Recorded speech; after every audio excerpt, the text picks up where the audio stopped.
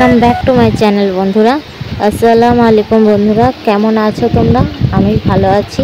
তো আমার এটা প্রথম ব্লগ। তো তোমাদের যদি ভালো লেগে থাকে প্লিজ একটা লাইক কমেন্ট শেয়ার করো আর আমার পাশে থেকো। আর যদি না ভালো লাগে আর এই ভিডিওটা যদি না বেশি বাড়ে তাহলে আমাকে এখানেই থেমে যেতে হবে, আর যদি বাড়ে তাহলে আবার তোমরা আমাকে দেখতে পাবে। আর সকাল থেকে কাজ শুরু করে দিয়েছে। সকালে আজকে মেঘলা ছিল ওয়েদার, কি বলবো, আর বিচ্ছিরি একটা ওয়েদার হয়ে গেল। মানে গরম পড়বে তো পড়েই যাচ্ছে, আর বৃষ্টি হচ্ছে তো হয়েই যাচ্ছে, একটু রোদও বেরোচ্ছে না। আকাশ একদম ঘোর করে এসছে, এখনই ভোর 5টা বাজে, আকাশ পুরো ঘোর হয়ে গেছে। তো যখন তখন বৃষ্টি আসতে পারে, তাই আমি তাড়াতাড়ি করে রান্নাঘরের কাজটা আগে সেরে নিচ্ছি। আগে উনুনটা নেতা দিয়ে নিচ্ছি, তারপর উনুনটা নেতা দেওয়ার পর রান্নাঘরটা একটু নেতা নিয়ে নিলাম। যেহেতু কালকেও বৃষ্টি হয়েছিল, বৃষ্টি হওয়ার ফলে একটু কাদা হয়ে গেছিলো। তো যাই হোক করে সংসারটা তো করতে হবে, মানে রান্না বান্নাগুলো তো করতে হবে। আমি যেহেতু উনুনে রান্না করি। তারপর বাসনগুলো মেজে নিলাম, মেজে নিয়ে রান্নাঘরে রেখে দিলাম, রেখে দিয়ে এবার জলটাও ভরে নিলাম। জলটা ভরে রেখে দিলাম, যেহেতু রান্না করতে তো জল লাগবেই বলো, তাই একটা ছোট্ট বালতিতে জলটা ভরে রেখে দিলাম, যে যখন তখন যদি বৃষ্টি চলে আসে ভিজতে হবে না। আর ভিজলে এখনকার বৃষ্টি মানে বিশাল একটা বিষ বলতে গেলে। এখন যে বৃষ্টিটা হয়, বৃষ্টির যে জলটা সেটা বিষাক্ত জল। মানে আগে যে জলে আমরা স্নান করতাম, বৃষ্টিতে ভিজতাম, ছোটোবেলায় এত খেলাধুলা করেছি, কখনো কোনো দিন এরকম বৃষ্টিতে ভিজলে জ্বর হতো না। আমি তো কত স্কুল থেকে বাড়ি আসার সময় বাবা মা বারণ করা সত্ত্বেও আমি ছাতা নিয়ে যেতাম, কিন্তু ছাতা ঢুকিয়ে রাখতাম ব্যাগের ভিতর রেখে ভিজতে ভিজতে বাড়ি আসতাম। তো যাই হোক, বকুনিও খেতাম। সেসব দিনগুলো তো মনে রাখা যায় না। সময়ের সাথে সাথে সব কিছু ভুলেও যেতে হয়, আবার মানিয়েও নিতে হয়। তো যাই হোক, চলো ফেলে আসা দিনগুলো এখানেই কথাগুলো থামিয়ে রেখে এবার আরও অনেক গল্প তোমাদের সাথে হবে। তো চলো আমার পরিচয়টাকে এবারে বাইরের কাজগুলো সেরে নিই। ঘরে চলে এসেছি, বিছনাগুলো গুছিয়ে নিলাম, অগোছালো ছিল। বরমশাই সকালবেলা গাড়ি নিয়ে চলে গেছে, তো এই জন্য ভালো করে ঝাঁটমাট দিয়ে ঘরদোর গুছিয়ে নিচ্ছি। আর হ্যাঁ, আর একটা কথা তোমাদের বলে রাখি বন্ধুরা, যদি তোমাদের এই ভিডিওটা ভালো লেগে থাকে তো আমাকে প্লিজ একটা কমেন্টে জানিও যেটা ভুল হচ্ছে কি ঠিক হচ্ছে। যেহেতু প্রথমবার করছি, ভুল ত্রুটি তো হতেই পারে। ছোট বোন হিসেবে ক্ষমা করে দিও, বা বন্ধু হিসেবেও ক্ষমা করে দিও। যদি তোমাদের ভালো লেগে থাকে তো আমাকে কমেন্ট করে জানিও, আর যদি ভালো না লাগে তাও কমেন্ট করে জানিও। তো যদি এটা বাড়ে তাহলে তোমরা আমাকে আবার দেখতে পাবে। এইভাবে প্রত্যেক দিন তোমাদের সাথে আমি ব্লগে দেখা করব। যদি তোমাদের ভালো না থাকে আর এই ভিডিওটা যদি না বাড়ে তাহলে আমাকে এখানেই থেমে যেতে হবে।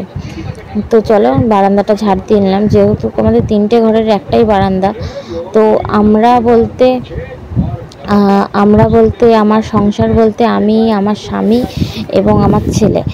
তো যেহেতু এই যে বলে না ভিটে একটাই কিন্তু ঘর অনেকগুলো, ঠিক সেরকম একটা আমার সংসারটা। মানে বাড়ি একটাই কিন্তু মানে হাঁড়ি আলাদা আলাদা আর কি। যাই হোক, তো বারান্দাটা ঝাড় দেওয়া নেওয়া হলো। এবারে টোটো রেখেছিল বলে আমার বর টোটো চালায়, আমার শ্বশুরও টোটো চালায়। তো যেহেতু টোটোটা রেখেছিল বলে তাই জন্য আমি পাশ দিয়ে ঝাড় দিয়ে নিচ্ছি উঠোনটা।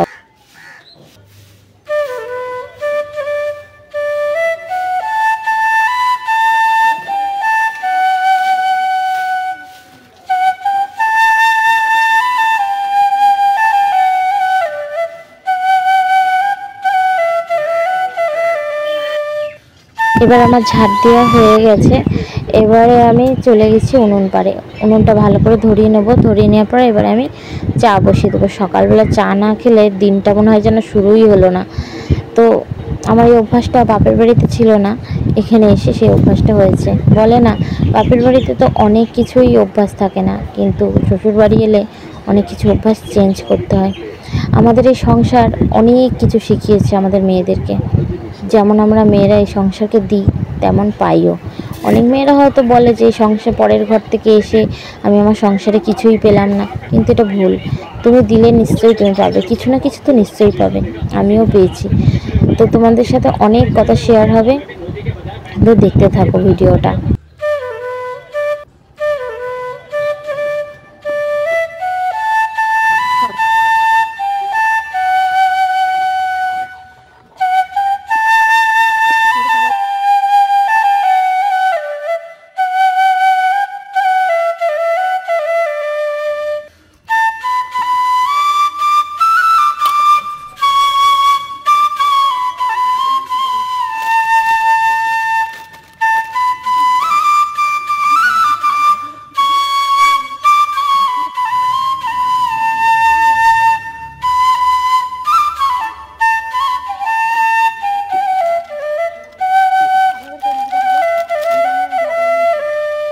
শুধু নিজেদের দেখলে তো হবে না, এবার নিজের বাচ্চাকেও তো দেখতে হবে বলো। তার জন্য আমার ছেলেকে দুটো ম্যাগি করে দিচ্ছি।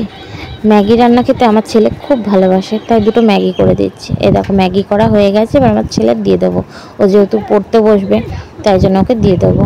তারপর ভাতটাও চড়িয়ে দিলাম উনুনে। কী করবো বলো, জালটা বয়ে যাচ্ছে, ফালতু ভাতটা করে নিই, তাতে জলখাবারটা হয়ে যাবে। ভাতটা বসিয়ে দিয়ে মাংস আনতে গেছিলাম, আমাদের পাড়ায় মাংস কিনতে পাওয়া যায়, তো আমরা মাংসের দোকানে গেছিলাম মাংস আনতে। দেখো এইটুকুনি মাংস নিয়ে এসেছি। আমরা প্রায় প্রায় এরকম মুরগির মাংস খাই, তাই জন্য অল্প করেই নিয়ে এসেছি। আর বলতে না বলতেই বৃষ্টি এসে গেছে, দেখো আমার রান্নাও শেষ আর বৃষ্টিও চলে এসেছে। তো বন্ধুরা, তোমাদের কীরকম লাগলো, আর তোমাদের ওখানে কাদের কাদের ওখানে বৃষ্টি হচ্ছে কমেন্ট করে জানিও তো। তোমাদের যদি ভালো লেগে থাকে প্লিজ একটা লাইক কমেন্ট শেয়ার করো। দেখা হচ্ছে নেক্সট ব্লগে।